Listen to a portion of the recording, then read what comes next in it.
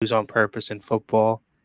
I mean, I don't think he's that great anyway to save them outside of how many pieces they are missing. So tank for Trevor, not a great idea. Kev, we're going live, man. Stop talking. The Gadget Guys suffer their first loss of the season. There is only one team left undefeated out of 144 teams in FSA. And we have a new surprising team atop the power rankings. All this and more in 20 seconds.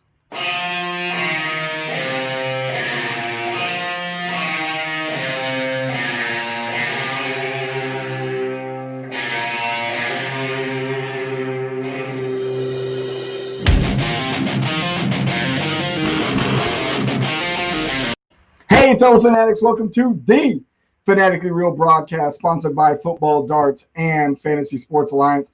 Kevin's already out there with us as he was trying to get this show started a little bit too early and talking over top of the intro. Kevin, how are you tonight? I am doing well. I'm pumped up and ready for a show full of surprises, I believe. Ooh, so. Little foreshadowing? Yes, a little sprinkle. Hey, well, before we get to the foreshadowing, let's get to the normal stuff. Let's get to Football Darts. We'd like to thank our broadcast sponsor, Football Darts. Football Darts is a dart game that combines the skill of traditional darts with the strategies of American football. This innovative dart game is played on a uniquely designed multiple target dartboard. Unlike traditional British darts, American football darts is a game that combines both the skill of darts and the strategies of football. It can be played in sports bars, at tailgate events, as league tournaments, or as a leisure activity in the comfort of your home. If you would like to check out their officially licensed collegiate dartboards, go to footballdarts.com. You can now find them online at Target and Wayfair. They say an empty wagon makes a lot of noise. Listen to our partners, Brad, Josh, and Eric, talk fantasy football information and news on the flagship podcast of Fantasy Sports Alliance, the Empty Wagon Fantasy Football Podcast. The guys talk rankings and projections with a whole lot of comedy. If you listened or watched them this week, you heard the guys put together two shows since our last broadcast, which was Week 6 preview and Week 6 recap. We were able to get their heroes and villains graphics created and put out on all of the social media after the show aired on Saturday. And I think we're going to keep that as a regular thing. And if you are not listening to these guys, you are doing fantasy football wrong. Make sure you go over and listen to them and watch them now. Go over to our newly designed website at fsa-fr.com and watch or listen. Go up to the main menu of the top of the page and click on Watch or Listen, and it will take you to their shows on YouTube or on Anchor FM. Make sure you go follow them on all of their social media. They can be found at Empty Wagon FF, and they will be back on Facebook and YouTube at 12:01 a.m. Saturday morning with their Week 7 preview. If you are watching this right now on YouTube, you might be one of the 109 subscribers that we have on the YouTube channel. If you're not already subscribed but are watching this now, make sure you go over and subscribe, please. And then go over and follow us on all of our social media. And you can find us at Fantasy Sports Alliance. We are on Instagram, YouTube, Facebook, Twitter. You can find us on what's that other thing called that I'm on now with Jenna and the recipe? TikTok. Thank you. God, I don't do it enough. I need to get on it more. I haven't seen Jenna do anything from TikTok for a while. We're going to bring her in here in just a second. But before we do that, and before we get into some NFL news, we got a special coming into you. Coach Bill coming at you hot from the FSA Lions from over the weekend. How did our guys do this week? Should I roll the video or should I wait until you give us a little brief about how the video goes? We had a big win. Let's go to the video. You're going to... Go, Billy! Go, Billy! Live for the touchdown there. That's awesome. So that was your son that getting the touchdown. And that was one of how many this week? We lost count. I think it was probably about 10 or 12. We scored every time we touched the ball except for one, and that was when we ran out of time at halftime. But if you watch that video, you'll see a delayed handoff, and that was absolutely on purpose. It was a designed play. It wasn't that they just stood there for a minute before they decided to take off, I couldn't tell in the video. I actually thought we were on defense there for a second. That's how delayed it was. However, we still got a touchdown out of it, so that's not a bad deal. So that puts the FSA Lions at 1-1, correct?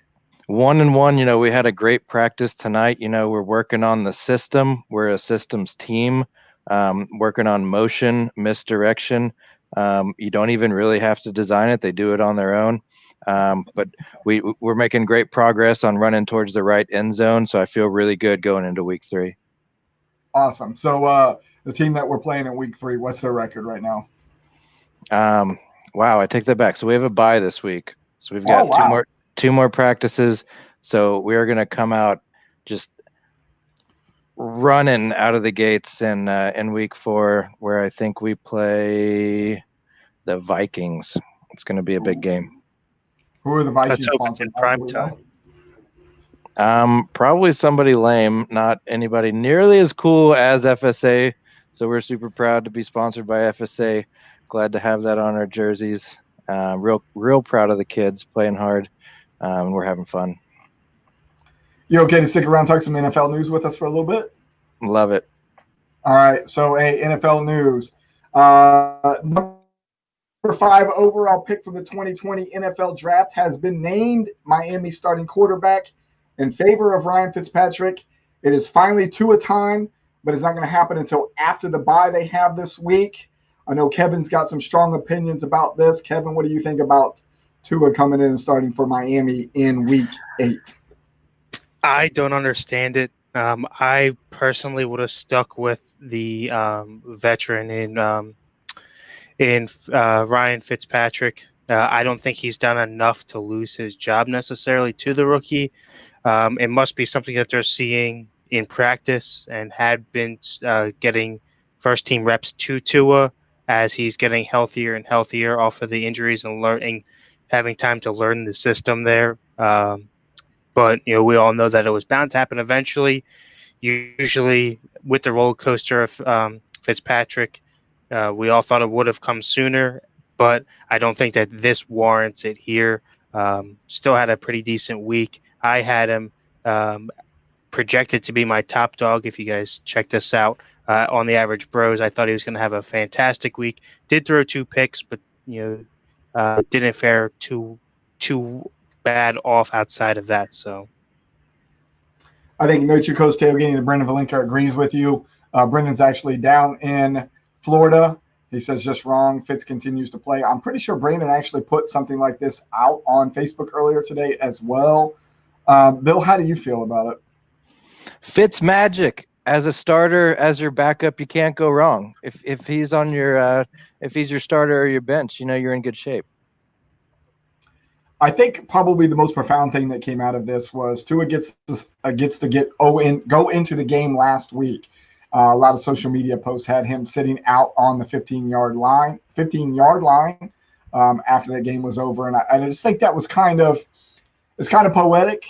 After he went down injured, while he was in college, and to be able to come out and get drafted where he was or did get drafted, for him to finally get a start. You saw some video of Fitzmagic on the sideline cheering for him, which I thought was pretty good. He has since come out and said that, he's a little hurt about being benched in favor of, but he has been around for a while. He is the definition of a journeyman, as the Average Bros were talking about it last night. I do believe he is one of those type of guys. It's Tua time. It's about to happen. So, we'll see that in week 8 after Miami comes off the bye. As you can see, the schedule for the week 7 coming across, and at the end of that, you'll see the byes, and Miami is included in that. So a little bit more NFL news, some interesting stuff that's come out. I don't like to talk about rumors. I like to talk about definites here on the Fanatically Real broadcast, but I thought some of these were interesting. So former first-round pick John Ross is requesting a trade from the Cincinnati Bengals because he says he wants a fresh start. We'll start with Bill on that one. How do you feel about John Ross wanting a fresh start? I wasn't paying attention. Where does he play? The Eagles? The Bengals. Bengals. You know what? That's probably the best answer you could give, actually. I think that says enough. Yeah. Kev, what do you think?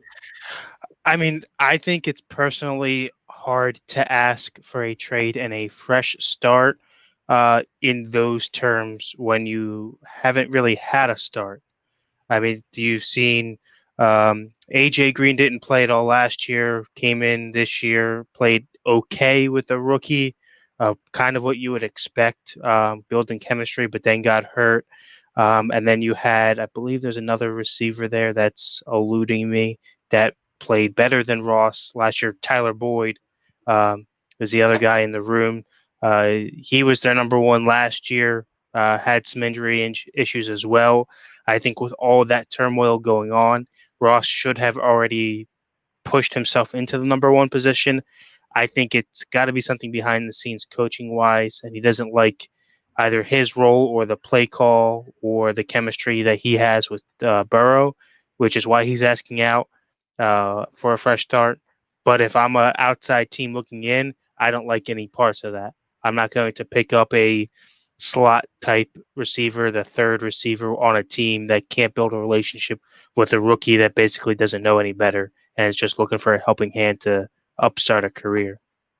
You would think with this rookie quarterback, I would think as far as the pieces that are there, John Ross would have a much bigger role that is there because of the speed that he has with him. Just hasn't presented itself yet. And maybe he feels the same way. Maybe he feels like the chemistry between him and Burrow should be greater. And it's not there. So maybe that's why he's requesting a trade. We're going back to the first mention on the NFL news, and Sean says Fitz is as cool as the other side of the other side of the pillow. I actually absolutely love that saying all the time. So thank you for that, Sean. And then, we forgot Kevin. Stop doing that. Al Davis. What does he say there? Al Davis would be running to trade for that speed. Absolutely. You know he would. John Ross is the fastest man ever clocked at the NFL Combine. So, yeah, who wouldn't want that kind of speed? Maybe he has a place somewhere else in the NFL. He's asking for a trade. Trade deadline is coming up very soon, so maybe the Bengals get something done with that. So other people that are not happy right now with their situations are the Cowboys. They said they have discontent with their coaches after their 2-4 start. Kev, what do you think about that? I mean, I would be too, but I personally don't know of a coach being one and done and not have given a shot to let a system work, especially with a quarterback going down, a rookie receiver, all the injuries within the offensive defensive lines before this season. I think it's kind of tough to judge, but it's different when you're hearing it from the players opposed to fans, and there are a whole lot more associated with the team and what's going on behind closed doors. So that could have a pretty big say heading into things later in the year if they do start to turn things around or not, for better or for worse. Definitely a situation to keep your eye on.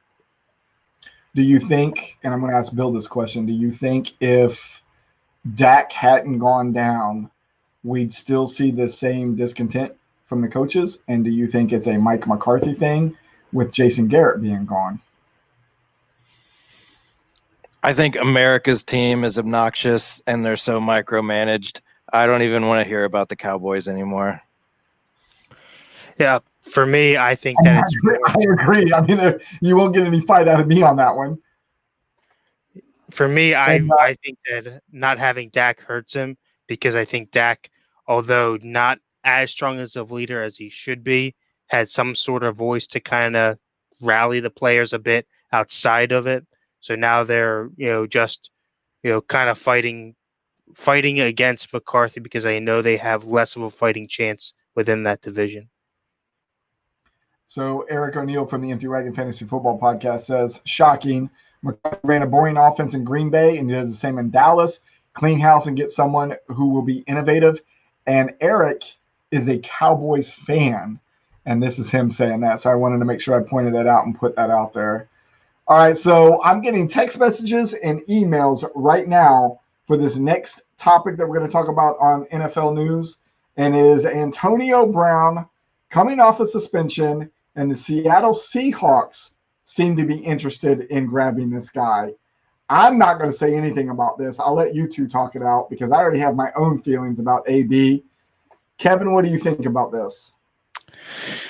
So I thought it was interesting outside of the personal issues, which everybody knows it's well documented. I just want to start with the suspension itself. Everything happened, get suspended.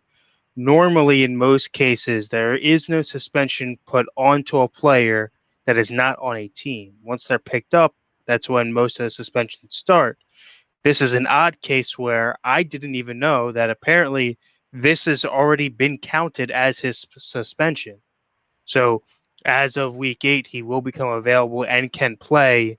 I believe it's week 9, first week in, would be week 9. For me personally, I think he still can play. I mean, he's a freak of an athlete. I would be shocked if he wasn't still in phenomenal shape.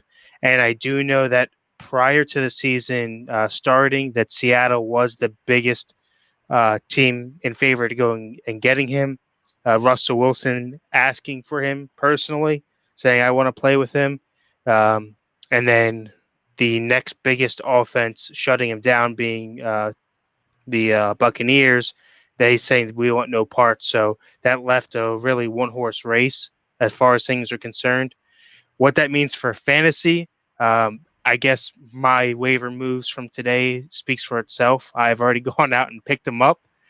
I had the slot to waste there, if you will, to keep him there for 2 weeks. So, if he does sign and anybody wants him, I do like trades, but if not, he will see himself push me to the playoffs, hopefully. So you weren't the only one that went after him. So you see Eric here saying he went out and grabbed him in a dynasty league. I had multiple phone calls on my drive home tonight from work from people that were having problems grabbing him in the redraft league and couldn't figure out why. And it was because they were minutes late on grabbing him because somebody else grabbed him. So he is a hot commodity right now. What I love is what Jenna said right here. Said, dude is a loose cannon, great player, though. Can't wait to hear that shape from her voice here in a few minutes whenever she decides that she wants to talk about him. But, Bill, what do you think about AB possibly going to Seattle? All right, look, Prince, Freddie Mercury, Britney Spears, Antonio Brown. They're all a little out there, but they're artists. They're great at what they do, okay? So I think any team, if they put him in the right situation and they empower him, he will do great things for them. And I think Kevin is the perfect GM for Antonio Brown. That is the greatest analogy I think I've ever heard. I'm glad we kept you on tonight. All right, so let's get away from the AB thing. Let's talk about Tank for Trevor. So Kevin rudely started the show off and caused us to be a little bit late as we talked about Tank for Trevor. So something interesting I saw out on the internet tonight was the best thing Trevor can do right now is to stay in college, especially if the Jets get the #1 overall pick. I can't disagree as a Jets fan, but what happens if he stays in college and the Jets tank again, and then Trevor becomes the #1 draft pick in 2022 to the New York Jets? Bill, how do you feel about that?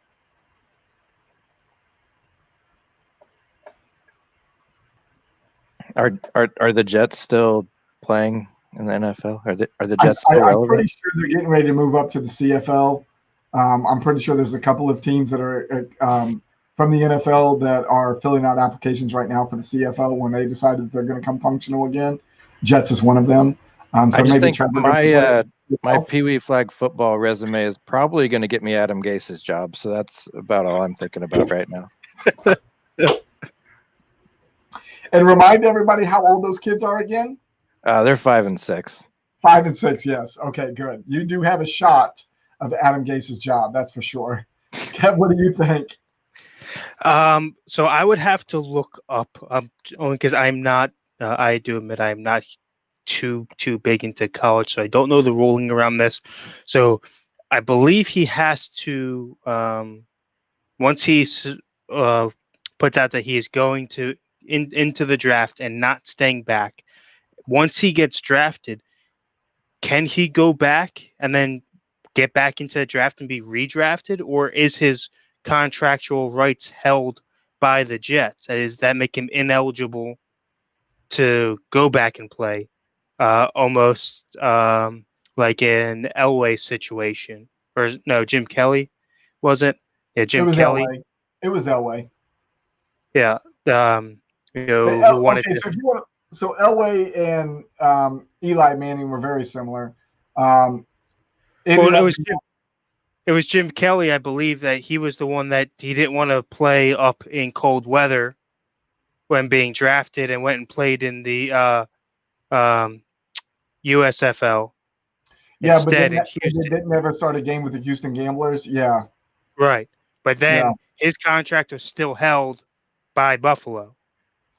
Once he makes himself eligible, if he gets drafted, he's going one way or another. And so you're talking about Jim Kelly. So let's look at it from a John Elway or an Eli Manning standpoint then. Yeah. Got drafted by teams they didn't want to go with. In John Elway's case, when you go all the way back and look at that, he got drafted and decided, you know what? I'm not going to play NFL. I'm going to go MLB. I'm going to go and play Major League Baseball instead. And then when that happened, then he got moved over from, I believe it was the Colts that drafted him, and then he ends up with the Denver Broncos, and the rest is kind of history from there. Jonathan Broughton, who is a huge Patriots fan, says they are not tanking. They just suck. As a Jets fan, yeah, I can't disagree with that. I am still filling out applications right now for my new team. Titans are in the front running for that right now. Don't tell anybody. But yeah, I've come out of this weekend. I might be a Titans fan. We'll see. All right. Before we get into the games of the week, now that we have had our FSA Lions update, and before we get too late into the show, we mentioned the jerseys usually towards the end of the show, that we are still in the jersey business. Just these last couple of weeks, I've had the honor and the privilege to meet Jenna Ridenauer from Regal Reflections as a connection with VRV, Veterans Referring Veterans. And I talked about how we were in the jersey business. And Jenna said that she wanted a jersey done for her business in case she started doing homecoming events or NFL draft events. And just today, we got her jersey back, Regal Reflections. A little bit hard to see, maybe. Let's see if we get a little bit closer there with the Regal Reflections logo here on the side. Let's see if I can get it a little bit better image right there. And of course, the best part of it, with the Ridenauer name on the back of it and the 20 on there for the year that she came to business. And I thought while we had her here that I would let Jenna plug Regal Reflections. Jenna, how are you? Great. A little tired. Can you guys hear me okay? Why would you be tired? So I drove to Atlanta yesterday, did a vendor meet and greet for weddings in the Atlanta area, and drove home at 10 o'clock at night, and wound up hitting traffic not once but twice in construction zones on the way home. Didn't get home until 2:30 in the morning, so that was a real blast. For those of you who don't know, Jenna is based out of the Savannah, Georgia area. I'll let her tell the piece here in just a second. My hope is that I will be able to deliver this jersey to you in person this weekend. We'll see how that works out, because I will actually be in the Savannah area this weekend. Whether that happens or not does not matter. The time now is, tell us about Regal Reflections. So Regal Reflections launched in February of this year, right before the coronavirus, which is awesome, right? It started because I had been terminated from my job and I was talking to one of my Army buddies. I'm a veteran. And she's an event planner, and I was just telling her I was very proud of how she had invested in her business and that she was doing it all on her own. She was working for herself, and I thought that that was amazing. I've always wanted to start my own business, but I didn't have any marketable skills that I could create a business of my own. I mean, I have marketable skills working for other people. I have a background in IT. I have a background in purchasing. I have a background in all kinds of stuff. I was an optician for 12 years, so I've done a lot. But just talking with her, I started thinking about what I could do to get into my own business. I started thinking about franchises. And then I started looking at photo booth kiosks. And next thing I know, about a week or two after having that conversation with her in January, I launched in February.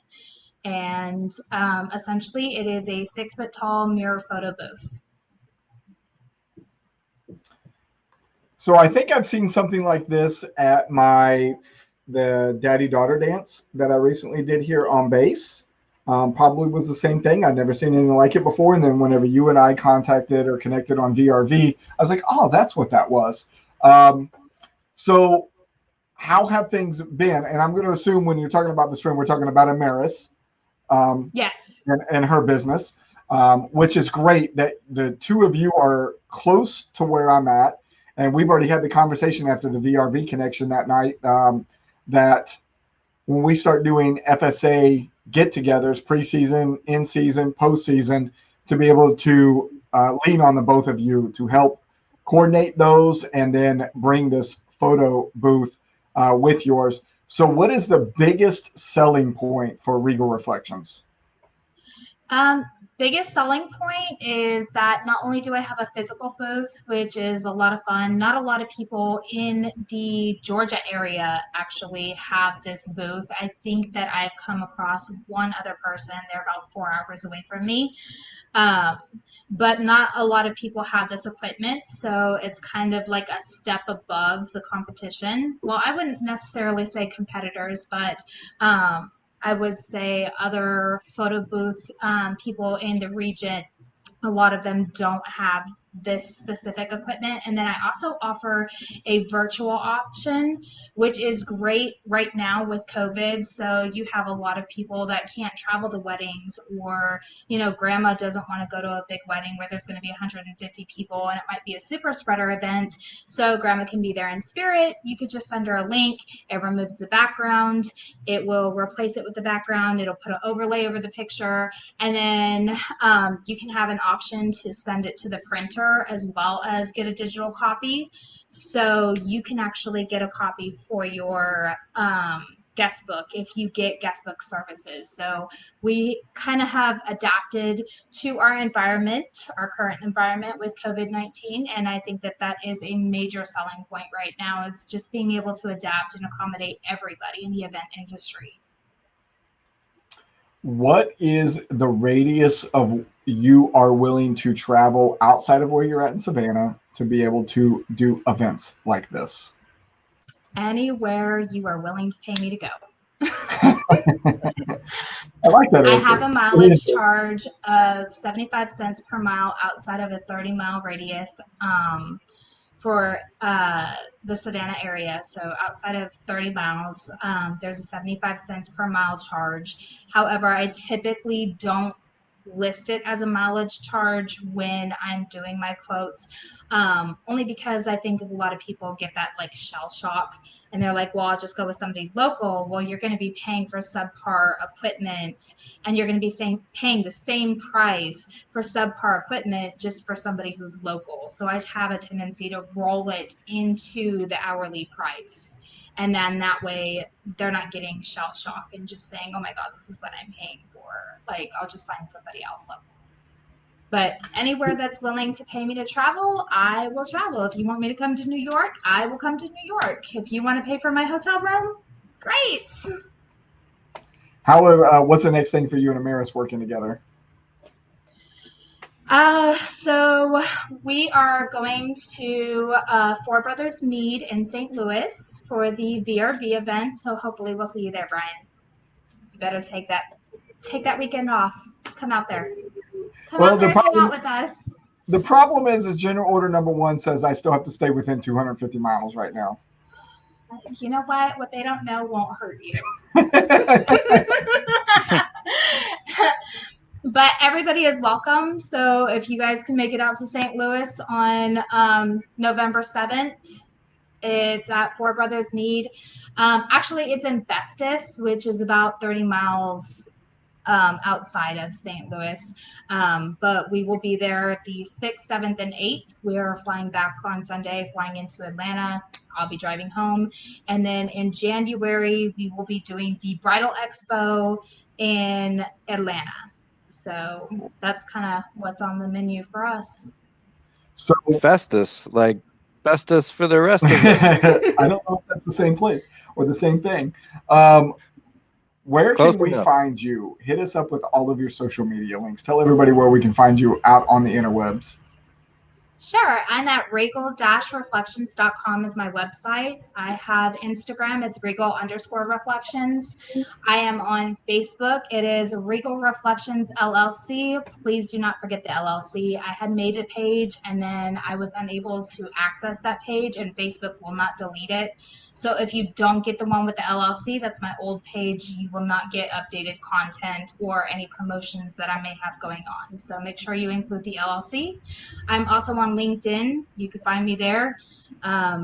Pretty much post the same stuff across the board. So wherever you follow me, I would appreciate follows, likes, shares, comments, any critiquing that you might have, or if you just want to say hi. And don't forget, you are also on TikTok, because I forgot I was on TikTok. You're also on Okay, TikTok. listen, TikTok is not really like a huge thing for me. It's more of like a distraction for me. I did start using it to make some videos for advertising content because it's free, and you can add music and stuff like that. But I've kind of pulled away from it a little bit. Sometimes I just use it for fun with the other VRV members. So TikTok's not really a huge thing for me, but you guys can follow me on TikTok if you want. I finally made my first one after the new website got launched. I think the 200 and some views or whatever that we've got on there is because of Justin doing a duet with me on there. So very much appreciative of him, especially if he's out there watching tonight. So yeah, actually definitely go out and follow Jenna on TikTok. It's good content. I occasionally have some golden nuggets. I can't wait to get the jersey in your hands, whether it happens this weekend or if I got to put it in the mail to get it to you. Like I said earlier in text messaging, I'm a little worried about the size. You say you fit into a small men's t-shirt, so hopefully this will be okay. I have known that whenever I go to do the sizing on these things, I am normally in a large for jerseys, and I've had to go up to extra large, so I think you'll probably be okay in this. We'll just have to wait and see. Keep my fingers crossed for you. Anything else you would like to put out to the good folks of FSA before we move on to our games of the week? Yeah, go Raiders. Go Raiders. All right. If you're willing to stick around, I might pull you back in here in a little bit because we have a little Sunday night football for you. So we'll pull you in a little bit if you're okay to stay around. If you don't fall asleep on us now. It is getting kind of late, and I have been up kind of late. I'll try to stick it out, but if you see me pop off, just sorry, guys. I'll catch you either on Instagram or Facebook or wherever you follow me. Jenna, we appreciate you. Thank you very much. No problem. Later. All right, so let's get into these games of the week. So the game of the week that we said was going to probably be across the entire alliance was coming out of the New England region. This past weekend it was going to be the Average Joes versus Chef Boy or Louis, which was the number 9 versus the number 13. We originally said that Chef Boy or Average Joes were previously favored, as Chef Boy or Louis had not set up their final lineup yet. But once he did, he handedly defeated the Average Joes with a final score of 144 to 119. And now we're going to go into each one of the regional breakdowns.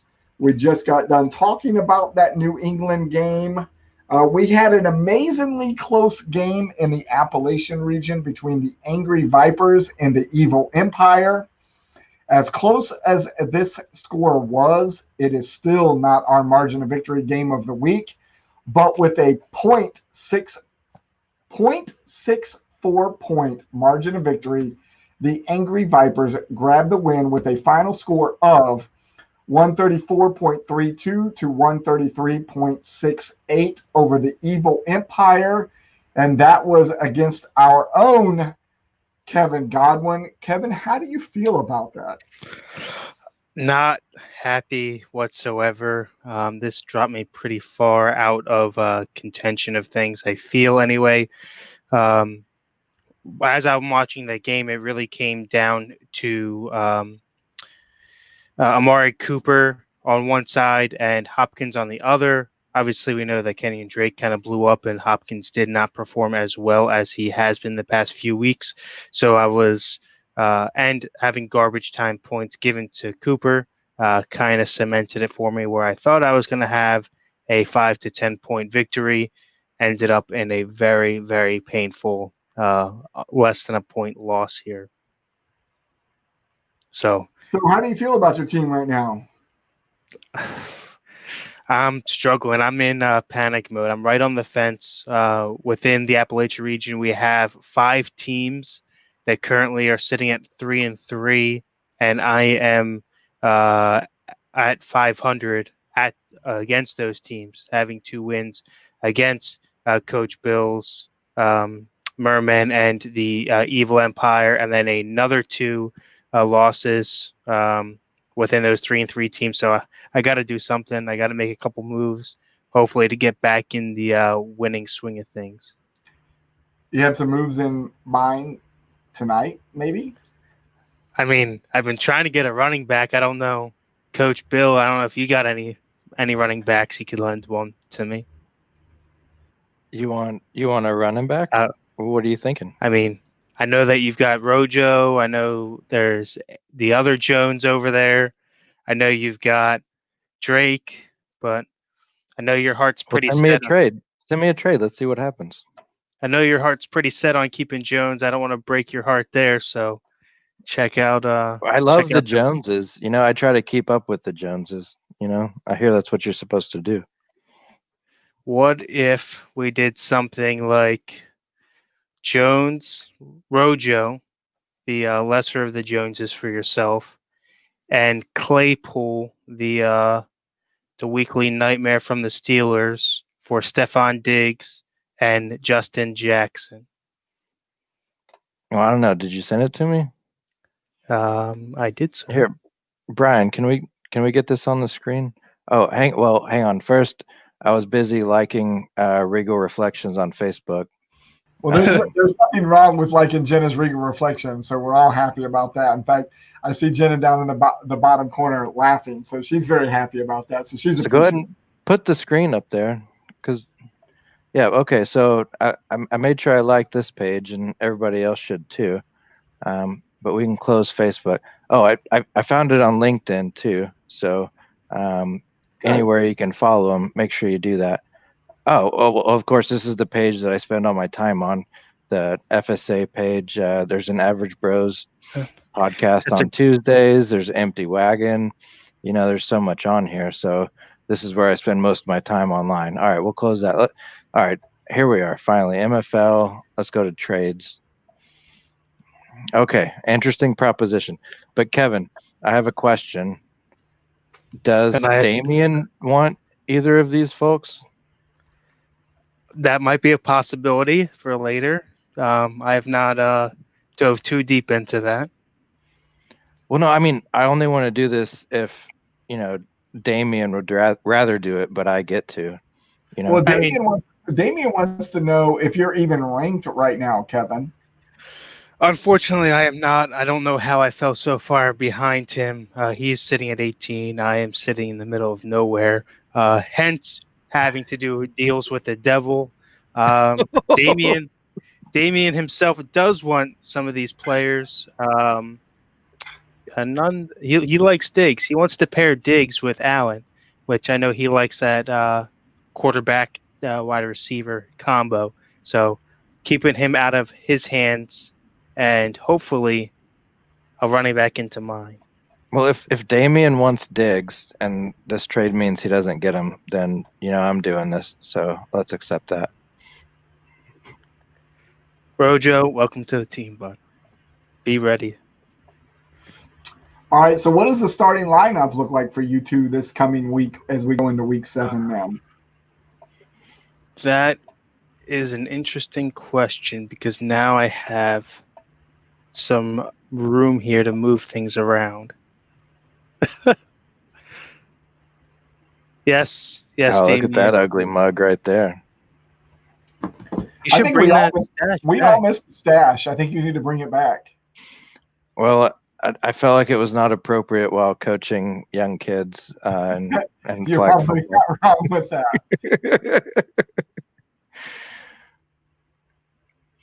We'll have to refresh. Now that we're looking at this page and we've seen the trade go through and we're seeing your team page, something I was going to bring up later on the show anyways.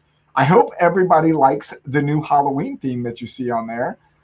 Once Halloween is over, if we do in fact have a fall or Thanksgiving theme, we will switch over to that. I do know that MFL has a Christmas theme. We will switch over to that. Well, I figure we will keep that going as long as that outer edge of FSA stays up on the page and a couple of the other elements. So hopefully you did notice the change, and happy Halloween. All right, I'll submit that lineup. We'll see. We'll see if I keep it through tomorrow. I just submitted mine as well. Here, let's go to some fantasy previews here. But we're not playing each other. I was gonna say it would be awesome if you were playing with each other after. Yeah, we can still we can see what the points say. I love that you're kind of taking us through this whole road here, Bill the Third, as we go through and see what this looks like for everybody. All right, so we got the Merman projected at 129, and let's go find. Oh, look at that! Chef Boyar Louis put up a trash talk video. Oh no, that's Maniacs. That's Maniacs. Yeah. From the Maniacs put that up. He actually put that up last year, and apparently the video just stays there. So it's the same video that he posted last year, just keeps repeating for everybody that he plays against. All right, so here we go. Evil Empire projecting 115. Okay, is this your updated lineup, Kevin? It should be probably. So has that got Coach Bill favored by what I hear, about 14 points? Yeah, so over 129 for Merman, Evil Empire at 115. Now, Sin City Kitty's having some big weeks lately. Had a rough loss last week, but she's got her main folks off a bye, but they're not in her lineup yet. So. I'm just hoping that I get a very, very good year so far. I just need to get a win this week and break our tie as we go into these weeks here. How does that exactly work there, Brian? Ties. So ties, when we get ready to go into the playoffs. So we use the same tiebreaker system that the NFL uses. So the very first tiebreaker between two teams tied inside of a division to determine whether they're going to go to the playoffs or not are head-to-head record. Since everybody inside each one of the regions play against each other once, should satisfy it straight from that point. As of right now, let's say as of right now, I'm using the South Atlantic region as an example. The standings show myself ahead of my wife because of total points so far for the year, because there's no way to break it down on MFL's site by head-to-head record. However, for us, when we get ready to break that tie for playoff purposes, we will use the head-to-head record. Misty beat me this past week and pretty easily, handedly. In fact, so much so that Sean Purcell said that I should wear my black Monarchs jersey this week as if I was attending a funeral because she beat me so bad. Yeah. But right now, if we were to rearrange the standings, Misty would be above me. I would be sitting in the number 5 slot, and I would miss the playoffs currently. So for all of you that are out there watching right now or watch this later on replay, when we do come down and there is a tie to be broken inside each one of the regions, it will go to head-to-head record. And since everybody plays everybody once, it should be satisfied at that point. So what you're saying is, although in my situation, me and Coach Bill there are sitting at 3-3, that I would make it ahead of him because I have already beaten him. Correct? Well, yeah. What week did you take him out? Week 3. Week 3 or 4. Okay. 4 maybe. Somewhere in that, yes. So if you guys continued on the same path, you're tied at the end of the 11-week regular season schedule, then yes, in fact, you would take out Coach Bill. Bill the third. I'm just happy I finally made the top 25, jumped up 21 points this week to join the top 25 power rankings. Where are you at right now? Did you end up like right at 25? I'm number 25, 25, all right, which is top 25. Which is why, I say I graduated top 10 in my class, even though there were only 7 people that graduated that day. That's great. Well, we will get to the power rankings after we get through the rest of these games of the week. Let's get back over to these games of the week. So in the Great Lakes region, the win by the Music City Miracles projected them from the number 7 spot in the power rankings all the way up to the number 1. In the Music City Miracles defeated the Garbage Points with a final score of 170 to 152. In the South Atlantic region, this is where we actually saw our margin of victory game of the week. The Georgia She-Devils earned their second win of the season by defeating Beast Mode by just 0.24 points. And if you know our scoring system, that is just 6 yards passing. Final score there was 121.9 to 121.66. In the Gulf Coast region, the Rum Rainers remain the only team left defeated in all 144 teams in the Alliance, and that includes the Redraft, Dynasty, and the QB54 Arm and Leg League. The Rum Runners knocked off their 6th opponent of the season by beating the Hurricanes Football Club. Final score there was 164 to 115. And in the Western region, last week's number 1 team in the power rankings suffered their first loss of the season at the hands of the Calloused Cowboys as they defeated the Gadget Guys with a final score of 160 to 101. In our dynasty leagues, in Alpha, the Birmingham Iron and the New Jersey Dogs had a close matchup. The Iron added their fifth win of the season with a 120.38 to 119.04 beating of the Red Dogs. In the Bravo region, we had 2 teams top the 200-point mark. And unfortunately for one of them, they played against each other. The Pottsville Maroons grabbed the win over the Cincinnati Reds. Final score there was 214 to 204. That 204 scored by the Reds would have beat every other team in the Bravo region for the week. However, they ended up getting paired up against the Maroons in this week. In the Charlie region, the Charlie League, the Scottish Claymores came into the week undefeated. However, they put up the least amount of points in all of the dynasty leagues and played the top scoring team in Charlie. Florida Tuskers defeated the Claymores 183 to 51. And yes, that was a full lineup for the Claymores. Nobody on bye, nobody on injury reserve, and they were able to amass just 51 points. And we mentioned last week the game of the week would be in Delta from all of our dynasty leagues, and that was going to be between the Corpus Christi Hammerheads and the Steel Valley Smash, as both teams were 4-1 and top of their division. Hammerheads moved to 5-1 with a 173 to 129 win. The Smash are now 4-2. Moving over to our QB 54 arm and leg league. In the AFC, our overall undefeated Alliance team added their third win in the arm and leg league. This coming out of the AFC, Rusty James defeated Bill the Third. Sorry, Bill, with a final score of 17-16.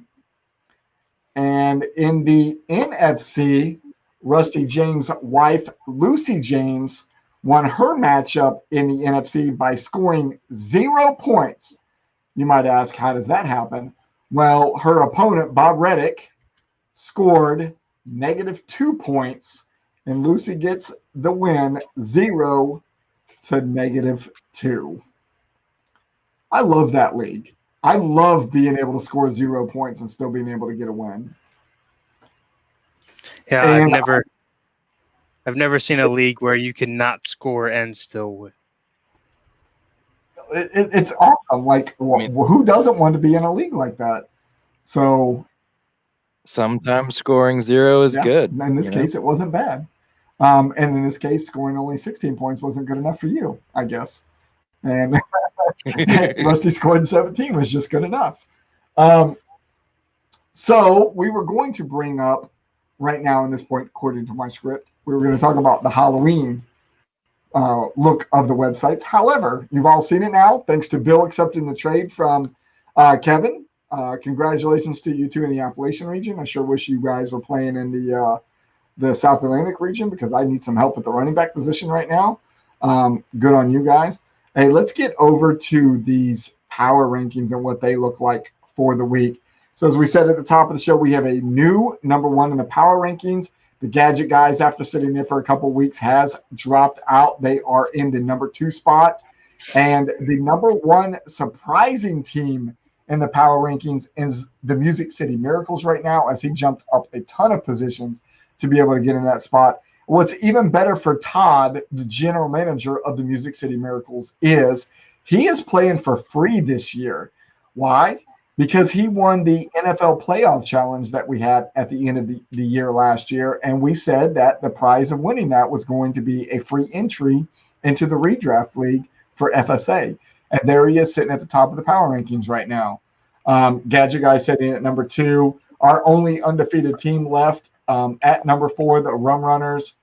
Everybody shifted a few positions up or down. Some big movers of the week, the Unicorn Legends coming back into the top 25 at number 12. Chris Betts didn't move anywhere, stayed at the number 20 spot. And then, of course, Bill, the third, Coach Bill, at number 25 with the Berman. And that is your current top 25 in the power rankings. I'll just say there's a lot of Appalachian region folks in the top of the power rankings. We're pretty much like the SEC, I think. You know what? I would have said last week it was the South Atlantic Dragons, but when I looked across our standings this week, we are not them anymore. It's definitely you guys. And I think if you look down in it's either the Gulf Coast or the West, they only have 2 teams that are in the top 25. And I think that is the Gulf Coast region, and that is Rusty and Lucy James, husband and wife team, up at the number 1 and number 2 spot. So congratulations on them, and they are sitting across the power rankings at least. Rusty with the Rum Runners at number 4, and I don't even think – oh, there we go. The Hookers at number 11, and then they are sitting first and second inside their own division. So good on the Appalachian region. Good on the Black Bears. Good for you guys. Most of them anyway. Yeah, most of you. Kevin not included in that group. I don't see your name on this list, unfortunately. Sorry, Kevin. Let's hope this trade that you just made with Coach Bill will help you out with that. He just missed the cut at 27. 27? All right, good. I'm glad somebody's looking at the page and letting us know where we're at. Hey, you know what? I see it down there. Let's go ahead and add this to the stream for the night. Can anybody see that? Any way you can zoom on that in the top 25? Let me try. Yeah, I think we can. We want to. Well, that works. There we go. So as you can see there on the right-hand side, what most of you don't see when we're doing the broadcast until you're looking at it right now, is the plus minus that was on there, where everybody was at the week before and where they're at now. Green means you went up. Red you moved down. Black, like the Chris bets in the 20 spot, means that they didn't move from that spot. So this not only shows the top 25 as we're looking at it from 1 to 25. That's a great spacing on the website there. You will see all 72 teams in the redraft and where they fall right now. Evil Empire is at 27. Am I even on that screen? I didn't even know where I'm at. Find the Monarchs. Let's see. Where are you at? 36. 36. Okay. You went too far, Bill. Don't do me like that. I'm not doing well after my loss to Sean last week or 2 weeks ago, my wife to this previous week, and the teams that I have beaten not having great weeks following this. It just hasn't worked well in my favor, or in the Monarchs' favor. You know what would be interesting, and I haven't brought this up to you before, but if we put in here like what region everybody's in, I think might be like a very interesting thing. I will add that this weekend as we get ready to do the power rankings after we come out of week 7. I will definitely put that in there. That's a very good point. So but I think it's interesting the way we do these power rankings. The quality wins definitely are what matters, you know? Yeah, I mean, if you really look at that and multiply it by your all-play record, it definitely happens. And those quality wins come because you beat people. You're only going to collect quality wins whenever you have wins yourself. So those guys that are 6-0, 5-1, those look really, really good for people, right? Yeah, you've got to get your own wins to be able to collect those quality wins. So and even after you collect them, then you got to make sure that those guys continue on being good. If you beat the teams you're expected to beat, it's not going to help you in this power rankings the way we're doing it now. But if you beat a team that you weren't expected to beat, that will definitely help you out quite a bit. We borrowed the idea from Ross Norris and NCFF, and when they release their power rankings, they do release it by conference because they do theirs based on actual college conferences. So this upcoming week, I will make sure that I add that column in there to let everybody know what region they're coming out. It's a very good idea. Thank you for that. Let's see. Week 6 previews going into next week. So it seems like the New England region is the team of the game of the week every single week the last couple of weeks, and it's no different going into week 7. The New England region has a great matchup this week between Chef Louis, who just ended up being a game of the week this week as well, and the Maniacs. Chef Louis being number 5 in the power rankings now, Maniacs being number 6 in the power rankings right now. So that will be our redraft game of the week. And then of our dynasty teams, our game of the week comes out of the Charlie region. We have 2 5-1 teams, top of their respective divisions, facing off against each other, and that will be the Scottish Claymores and the San Antonio Gunslingers. So good luck to both of those teams as they're trying to separate that 5-1 record. And let's talk about a little bit of NFL games this week as we talk about our prime time games. Kev, how did you, me, Josh, and Bill the Third do last week in our prime time games? Well, as far as last week goes, I just had the record for ourselves. Finally getting the upper hand. I went 2-1. You went 1-2. That can't be right. That can't be right. Recalculate. Look at that. Do a recount. One second. Yep. No, I went 2-1, and you went 1-2. Myself taking the 49ers, Buffalo, and then Arizona. And then the flip side, you took the Rams, which were losers, the Chiefs, which held on to a victory, and Josh Allen let me down this week. And then Dallas losing to Arizona.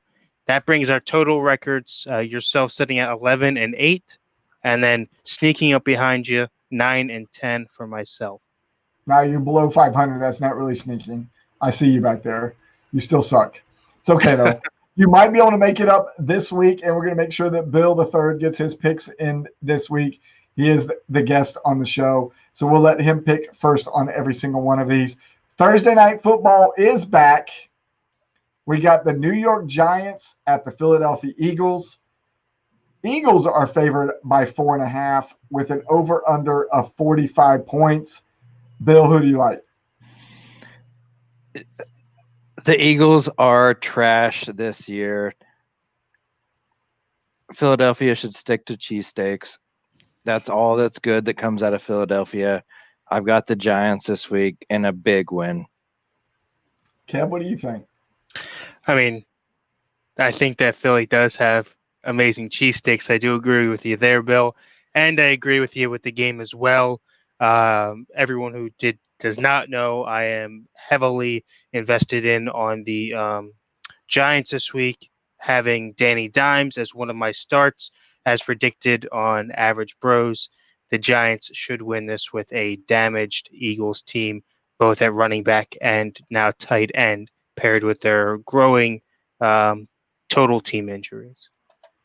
Eric from Empty Wagon says tomorrow night's game, which is the Thursday night game that we're currently talking about, with the puke emoji. I totally agree. This is not a game that anybody probably wants to watch. In fact, I might take a night off from watching football because of this game. However, before I take that night off, I am going to make my prediction. I did not let this game dictate which hat I wore tonight. I let the hat dictate which game I was going to pick. I like my Giants hat a whole lot more than my Eagles hat. And if you haven't noticed, that is in fact a Giants hat tonight. You might have thought it was just a plain white hat. Between that and the stripes that are on the side of it, I am going with the Giants despite the Eagles being a 4.5-point favorite. So I guess we will be a scratch across the board. Whether the Giants or Eagles win, we're either all going to get a win or a loss out of that. Let's talk about Sunday Night Football. Tampa Bay at the Las Vegas Raiders. Tampa Bay favored by 3.5. Over under is 52.5. If Jenna was still out there tonight, I know she would say go Raiders. We can mark her down this week for the Raiders. Bill, how do you feel about it? Tom Brady, they say he's the GOAT. People that like Tom Brady, they love Tom Brady. He's a systems quarterback. Derek Carr has been putting up points all year. Raiders for the win. I like it. Kev, what do you think? I have a gift for you, Bill. 1 second. It's this L. Okay, bud. Tom Brady will show dominance again this week as he did last week against the Packers. That team getting things rolling. Rojo, which is now a part of the Empire, shall show why he has earned his spot in the starting lineup. Tampa Bay. I am going to have to agree with Coach Bill on this one. I watched the Raiders 2 weeks ago beat the Kansas City Chiefs. Kansas City Chiefs are a much more talented team than Tampa Bay, regardless of who they have on that roster. And I don't care about the 3.5-point spread. I am going with Derek Carr, not because he's my quarterback, but mostly because he's my quarterback. And we're going to go with the Raiders this week. Mark it down. Raiders over the Buccaneers. And then to all of this note, Eric from Empty Wagon says the entire Las Vegas O-line was sent home for close contact. Keep on that situation. Gee, you could have said something about that before I picked the Raiders over Tampa Bay. Thanks, Eric. Appreciate that. I'm sticking with my guns. I'm not going to change just because the situation changes.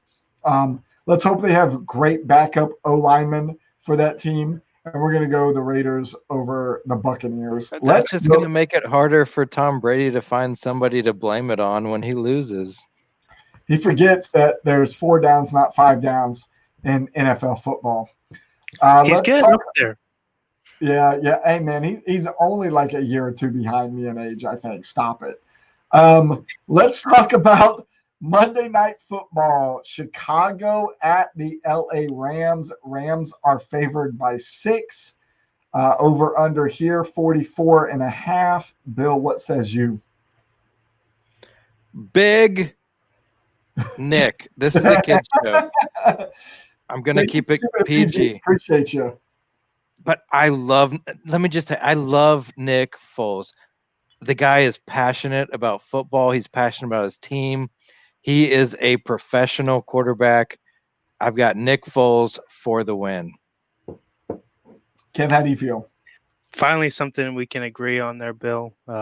not necessarily with Nick, but the Bears overall. I believe as we looked at early on week 3-0 teams, they were the most suspect out of everyone going into it. I believe that thought has kind of went by the wayside a little bit as they continue to keep themselves in games. And as I saw last week, the Rams keep themselves way out of that game. I don't think that they have a big enough bounce back against the Bears, as it just seems that they have synergy going right now. They may not be the best on paper or putting up the best stat lines, but they're just finding ways to win games. So I'm going to go Bears. I agree with you for everything you just said. So I know the talk around the group me page when Chicago was 3-0 is who was the most suspect 3-0 team or the weakest 3-0 team or can't believe they're 3-0 team was the Chicago Bears. I agree. I think the Rams were actually suspect this past week. Bring Chicago back into that fold. Don't care again about the 6-point spread. I'm going to give it to Chicago as well. Mark that down so we don't forget. Make sure you marking Bill's down. We're going to get Bill in here next week with the FSA Lions so we can make sure we see how he's doing every week as well. As far as don't forgetting to mark things down, don't forget to set your lineups this week. The bye weeks that we have this week are Minnesota, Miami, Indianapolis, Baltimore. Some big names to rest on your bench this week. I have no idea who I'm playing in the FSA. I'm hoping that is in my favor after the last 2 weeks of big losses that I have suffered, especially at the hands of my wife. No, I will not wear the black FSA jersey because of that. I am wearing the red Rutgers jersey this week. However, the reason I'm wearing this is the team, I guess, my adoption for my NCFF league team. It is the only game that I won this week out of all 6 leagues that I play in. So I had a 5-1 record this week, which is why I wore this. This is my go-to right now. You guys have anything else you want to throw in there before we get into the final little portion of the show and talk about the schedule for all of the broadcasts and all such things? I just want to thank Bill for his donation here, letting Rojo come down. Maybe a bit of charity, but try and crack that top 25 again. I'm just happy I got to do a good trade that didn't involve Damian. So, that's what matters to me. Wow, he's getting a lot of shade live on the show tonight. And the thing is he's not even watching this later. He's watching it now because he's at work right now. He hating all of us right now. So, Damon, we apologize. And I do, in fact, love you. So our next broadcast, we're going to do these in order. We're not going to talk about ours first. So this Saturday morning for those of us that speak Army at 0001 Saturday morning, which is 12:01 a.m. East Coast time, you will be able to hear the Empty Wagon Fantasy Football broadcast. Watch them on 24 October. That same broadcast will turn into a podcast at 5 o'clock in the morning East Coast time on the 24th of October. They will come back with another broadcast at 12:01 a.m. East Coast time on Monday, 26 October.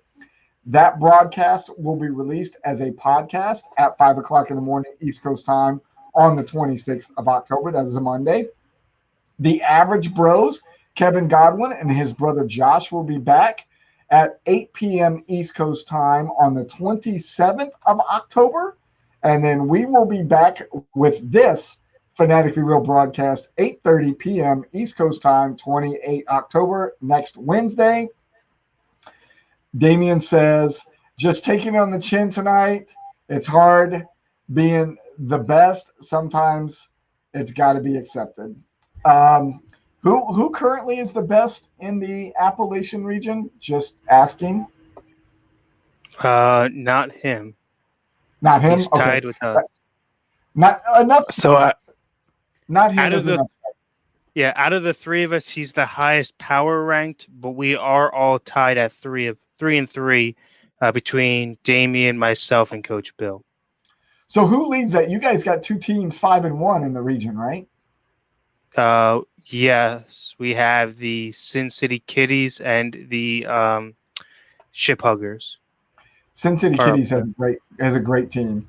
Like when you see her at work tomorrow, Bill, pat her on the back. She's kicking ass in FSA. I'm glad to have her on board. So Eric from Empty Wagon says, come and watch my fellow Night Owls on those 0001 Saturday and Mondays. Please go out and watch those guys. Listen to them later on if you can't get to the broadcast, but we will be doing some new things with the broadcast this week. So if you have the opportunity to go out and watch them, please do. Yep, I'll say, Damien, we give you a hard time. It's lonely at the top. That's what you get for being in such a good spot. So, yeah. Damian Scott says power rankings matter. I'm pretty sure this is the same guy that says kickers don't matter. So I'm not sure whether to believe him or not. Well, they're not really people. They're not really people. All right. So thank you all for watching the Fanatic Real broadcast tonight, presented by Football Darts and Fantasy Sports Alliance. Go out and follow us on all of our social media. I think it's running down there at the bottom right now. Kevin, thank you for that. Follow us on Instagram, Twitter, Facebook, YouTube. Heck, we're even out on TikTok now. Go out and watch our first and only post out on TikTok if you're one of those kind of followers. We showed you the jersey tonight that we're going to get out to Jenna soon. So if you would like the jersey, hit us up. Our Hometown Sports, which is our local group that is doing our jersey for us, they are actually getting ready to change locations in town. I got a chance to go out and see that new location today. They are doubling the square footage of their workspace. Super excited for them. So there might be a little bit of a delay if you would like to have a jersey right now, but make sure you put your order in nonetheless. And then make sure you go out and follow all of our sponsors. Follow QB54, which is our arm and leg league sponsor. Football Darts, which is our broadcast sponsor. Nature Coast Tailgating, which is our World Championship Bowl game sponsor. Finger Lakes Mercantile, Cranky Veteran Candle Company, Southern Sirens, Sugar Scrub, Deep South Creations, all bowl sponsors for us this year. And of course, the Recast, who are the official music of FSA. I believe they released a new single today. I think I retweeted that single on Twitter. So if you are following us or if you're not following us, at least go out and look at the Recast and go listen to their new song. And thank you for watching the show tonight. Go out and like, subscribe, follow us on all of our social media, and we very much appreciate you. And then we will be back here for the Empty Wagon Fantasy Football broadcast on Saturday morning, 0001 East Coast time with Brad, Josh, and Eric, and we can't wait to see you there. You all have a great evening. Kevin, Bill, thank you for joining us, and we'll see you both soon next week. Whatever. Good luck to the FSA Lions this week. Oh, we on a bye this week. Good luck to you all in 2 weeks. We're working on the system this week. Work on Good that night. system. Have a good night.